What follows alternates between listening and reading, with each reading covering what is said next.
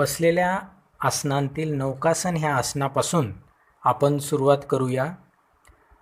आपण सुरुवातीला जमिनीवर सरळ झोपावे आणि दोन्ही पाय आणि दोन्ही हात 45 अंशाचा कोन होईपर्यंत वर उचलावे. हे आसन पूर्ण स्थितीमध्ये झाल्यानंतर 30 सेकंदांपर्यंत याला आपण समतोल ठेवायचे आहे. ह्या आसनाच्या अभ्यासाने पोटाच्या स्नायूंना ताकद मिळते. मधुमेह व अपचनाच्या तक्रारी दूर व्हायला भद्रासन ह्या आसनामध्ये दोन्ही पाय गुडघे मधून फोल्ड करून आपल्या टाचांवर आपलं सीट ठेवायचं आहे. कमर, पाठीचा कणा आणि मान सरळ ठेवायची आहे. या आसनांमुळे पाय मजबूत होतात, फुफ्फुसांची कार्यक्षमता वाढते आणि ब्रह्मचर्य पालनासाठी हे आसन उपयोगी आहे. गोमुखासन ह्या आसनामुळे कमर, गुडघे, भुजा बलवान बनतात, छातीचा आकार वाढतो आणि फुफ्फुसांचे जे 1.5 करोड छिद्रे आहेत ती सुद्धा शुद्ध आणि साफ होण्याला ह्या आसनामुळे मदत होते. रक्तदाब संतुलित राहतो. मधुमेह आणि इतर आजारांमध्ये मूत्र अवरोधही दूर होतो. मत्स्यासन मत्स्यासन हे आसन पाण्यामध्ये सुद्धा करता येते. ह्या आसनामुळे चेहरा आणि शरीरावरची त्वचा आकर्षित बनवण्यासाठी मदत होते.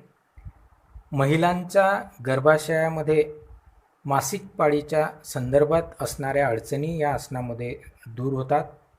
टॉन्सिल, मधुमेह, गुडघ्यांचे आजार याने सुद्धा या आसनामुळे फायदा होतो. फुफ्फुसांसाठी खूपच लाभदायक हे आसन आहे. दृष्टिदोष यातून या आसनामुळे दूर होतो. मंडूकासन ह्या आसनाच्या सरावाने उंच उडी मारण्याची योग्यता वाढते आणि त्यामध्ये वृद्धी होते. प्राणवायू शरीरामध्ये जास्तीत जास्त घेण्यासाठी हे आसन लाभकारी आहे. कमी श्वास घेणाऱ्या व्यक्तींना श्वास लांब करण्यासाठी हे आसन फार उपयोगी आहे. वायुदोष हा सुद्धा याने कमी होतो. पोटाचा घेर कमी करण्यासाठी सुद्धा हे आसन फारच लाभदायी आहे. डोळ्याचे तेज वाढवण्यासाठी आणि पाचनशक्ती तीव्र करण्यासाठी हे आसन अतिशय उपयोगी आहे. शशांक आसन या आसनामुळे तीव्र रक्तदाब जो आहे तो संतुलित होतो. पाठीचं दुखणं ज्यांना आहे ते सुद्धा कमी होऊन रक्तसंचार प्रणाली जी आहे ती ठीक होते. नाभीपासून खालचा भाग जो आहे तो अधिक विकसित होतो. ज्या स्त्रियांचा गर्भपात झालेला आहे किंवा ज्या स्त्रियांचा गर्भ एका ठिकाणी राहत नाही अशांनासुद्धा हे आसन गुणकारी आहे.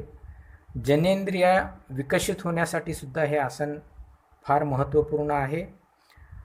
या आसनाच्या अभ्यासाने कफपासून पण सूट मिळते आणि उदर रोग ज्यांना आहे आणि उदरासंबंधी जे रोग आहेत ते सुद्धा दूर होतात.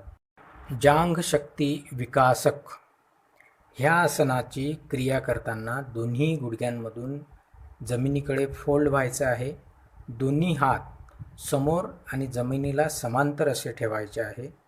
ह्या आसनाच्या नियमित सरावामुळे शारीरिक सुंदरता वाढते आणि ह्या पूर्ण आसनाच्या स्थितीमध्ये आपण असताना जर कुंभक आपण केलं तर ते अतिशय लाभदायक आहे. परिवर्तित चक्रासन ह्या आसनाच्या क्रियेमध्ये दोन्ही पाय सावधान स्थितीमध्ये ठेवायचे आहे. दोन्ही हात मांडीला लावून एक हात वर आकाशाकडे नेऊन एका बाजूला झुकायचे आहे. ह्या आसनाच्या अभ्यासाने पाठीच्या कण्याची लवचिकता वाढते, तसेच मज्जासंस्थेला बळकटी येते.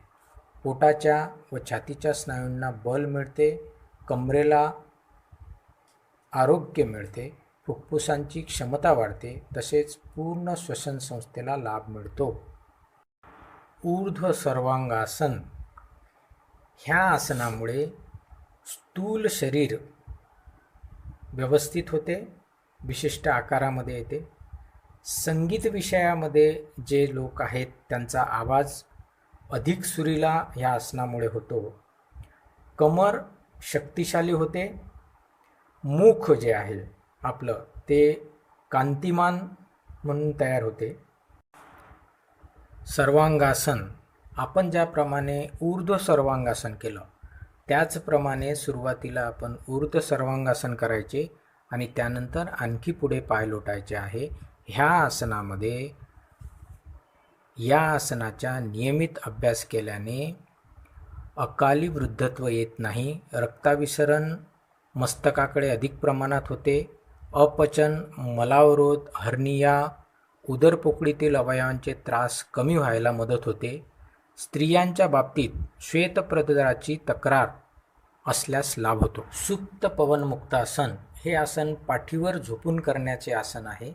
यामध्ये दोन्ही हातांनी एका पायाला गुडघ्यामधून फोल्ड करून त्या दोन्ही हातांनी गुडघ्यापासून या छातीला पाय पकडून धरायचा आहे. मान वर उंचवायची आहे. हे आसन दोन्ही पायामध्ये करतात. एक पाय परत दुसरा पाय.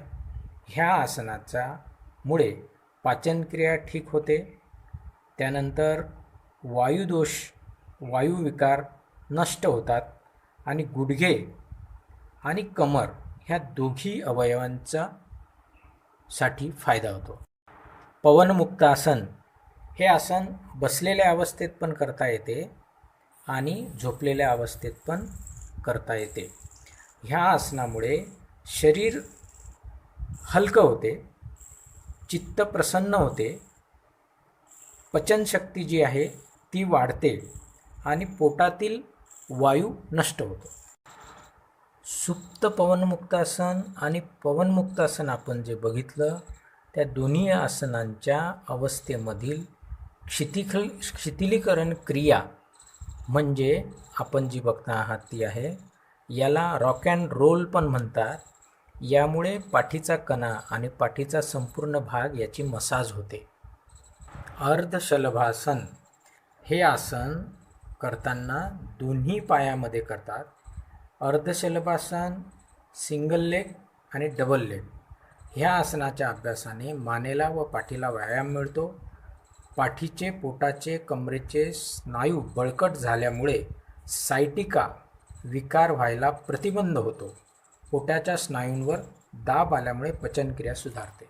अर्धशलभासन आपण ज्या पद्धतीने केलं त्याच पद्धतीने सिंगल लेग न उचलता दोन्ही पाय या ठिकाणी हाताच्या सपोर्टने वर उचलायचे आहे.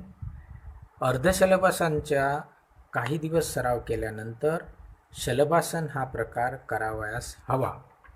या आसनांमुळे पचनक्रिया सुधारते, पोटावरील अतिरिक्त चरबी कमी होते आणि कुंडलिनी उत्तेजित होते. भुजंगासन. भुजंगासन या आसनामुळे मान, पाठीचा कणा, छाती, चेहरा हे अधिक क्रियाशील होतात.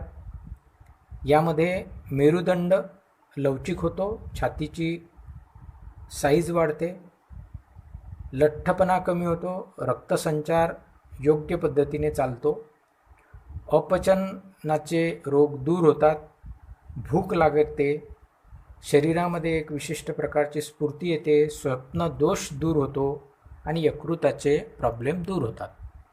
नौकासन हे आसन ज्याप्रमाणे पाठीवर आपण करतो त्याचप्रमाणे पोटावर सुद्धा करण्याचे आसन आहे.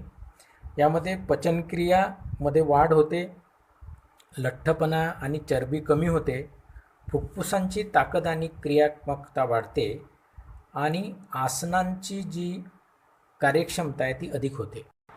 मयूरासन. मयूरासन हे आसन केल्याने चेहऱ्याची लाली वाढते, फुफ्फुसांची कार्यक्षमता वाढते, भुजा, हात अधिक बलवान होतात, बद्धकोष्ठतेचा प्रॉब्लेम दूर होतो, वायुविकार दूर होतो. या आसनामुळे मधुमेह रोगही दूर होतो. जरी मधुमेह झाला तरी तो कंट्रोलमध्ये राहण्यासाठी ह्या आसनाचा अधिक लाभ होतो. सूर्यनमस्कार. सूर्यनमस्कार हे आसन 11 काउंट, 12 काउंट, 13 काउंट अशा वेगवेगळ्या पद्धतीने केल्या जाते. सूर्यनमस्कार घातल्याने शारीरिक, मानसिक व आत्मिक अशा तिन्ही स्तरांवर संतुलन साधले जाते. मज्जासंस्थेला लाभ होतो, शरीराचा लवचिकपणामध्ये बदल होतो, पचन क्रिया सुधारते, सृजनशीलता वाढते, फुफ्फुसांची कार्यक्षमता वाढते, हृदयाला शक्ती मिळते व प्रतिकार शक्ती वाढते. सूर्यनमस्कार नियमितपणे घातल्याने आयुर्मर्यादा वाढण्यास अधिक मदत होते. सूर्यनमस्काराचा अभ्यास करण्यासाठी शवासन हे आसन अतिशय महत्त्वाचे आसन असून या आसनांमध्ये मन आणि चित्त एकाग्र ठेवून हे करणे गरजेचे आहे. हे आसन काळजीपूर्वक केल्याने दुसऱ्या दिवशीचा सराव अधिक चांगल्या पद्धतीने करण्यास मदत होते. ज्याप्रमाणे आपण आसनांच्या सुरुवातीला प्रार्थनेने सुरुवात केली, त्याचप्रमाणे आसनांचा समारोप हा सुद्धा प्रार्थनेने व्हावयास हवा. हे परमेश्वरा, माझा आजचा दिवस चांगला जाऊ दे. आयुष्यभराची मागणी मी मागत नाही, वर्षाचे नाही, महिन्याचे नाही, आठवड्याचे नाही, उद्याचे सुद्धा मागणे मागत नाही. बस फक्त आजचा दिवस. आज माझे मनी गुणात्मक विचार भर, असे विचार जे मला योग्य दिशा दाखवतील. माझे पाऊल वाकडे पडणार नाही, अचूक निर्णयाची प्रेरणा देतील. बस फक्त आजचा दिवस. तू दिलेल्या बुद्धीचा, शक्तीचा, प्रावीण्याचा आणि कौशल्याचा जास्तीत जास्त उपयोग होईल इतके सामर्थ्य दे. ओम शांती शांती शांती.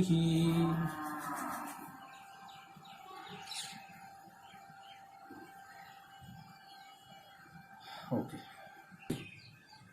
आपणा सर्वांना पुनश्च एकदा आनंदी, सुखी आणि सुदृढ आयुष्यासाठी शुभेच्छा. धन्यवाद.